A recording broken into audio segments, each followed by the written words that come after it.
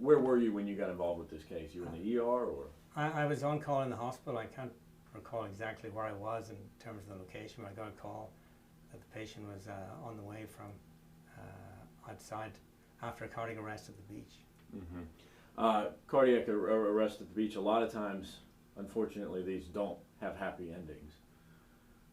This was a very unusual but a very instructive case in that he was literally in the right place at the right time, in that he got very rapid correction of his cardiac rhythm, which is the most important thing after a cardiac arrest. I know that every case is different and every person is different, but generally, when someone is in cardiac arrest, like Mr. Bourne, how long do they have to wait until first responders, trained people come and start working on them until they start losing blood to the brain?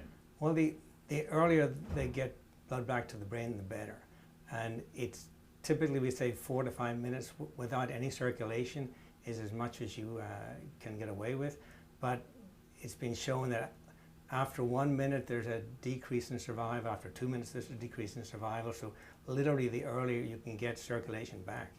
And in that case, I know we push both CPR and the defibrillation, but defibrillation is much more important in terms of long-term survival.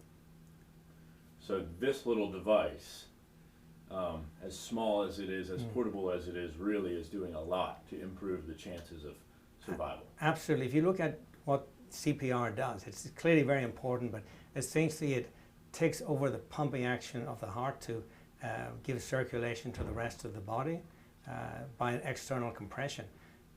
Defibrillation, on the other hand, corrects the basic problem, which is the heart beating very rapidly and ineffectually. Some people call sudden cardiac arrest sudden cardiac death.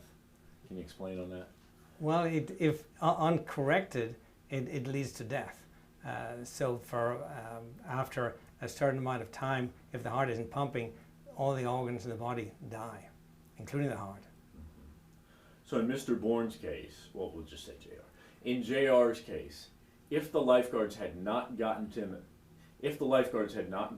him, as quickly as they did and started CPR and then put that AED on him, what would the outcome have likely been? Depending on the time interval, there wouldn't have been any survival. So the odds were stacked up against him. Absolutely.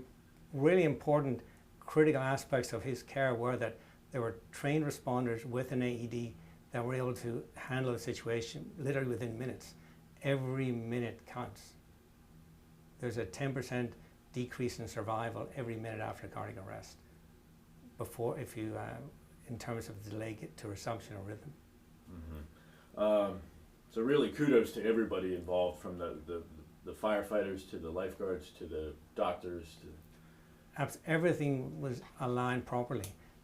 The most important thing is having access to an AED. This is not something that requires lifeguards to actually activate. These are self-controlling machines, so really appropriately, minimally trained lay people can do this just as well. The important thing is to have access. So that we have these available at sports stadia, airplanes, places of work, and so forth. So it really makes a difference to have early access to the defibrillator. So luck was on his side that there was a defibrillator within a couple blocks of him. Exactly. Okay. Anything else to add about this before we go into kind of his history? No, I think that's the most important message to get out, that early defibrillation essentially trumps everything else. So in your perfect world, you would have one of these around every corner? It's a resource allocation issue. I think you go where you have the highest concentration of individuals who are likely to have a cardiac arrest. So that's the way it works. I don't think it's practical to have it around every corner. You have to service these to make sure they're functioning, so it's a logistical nightmare to do it. I think you go where the action is, as it were. JR, I mean, the people that are watching can see on camera, he's a healthy guy. He's in better shape than a lot of us. And still this happened to him, he says, without any warning signs. Why would something like that happen? It sometimes does happen. It's obviously much less common in people who are otherwise healthy to have a cardiac arrest, but it clearly happens occasionally. But in terms of percentage of occurrences in people, it's much less likely to occur in someone like him. So this was a rare case? This was a very rare case.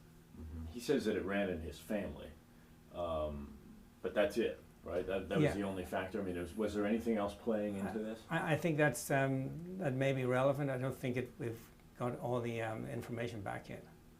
Okay, so you're still waiting to find out exactly what caused this? Yeah, we would like to know exactly what caused it.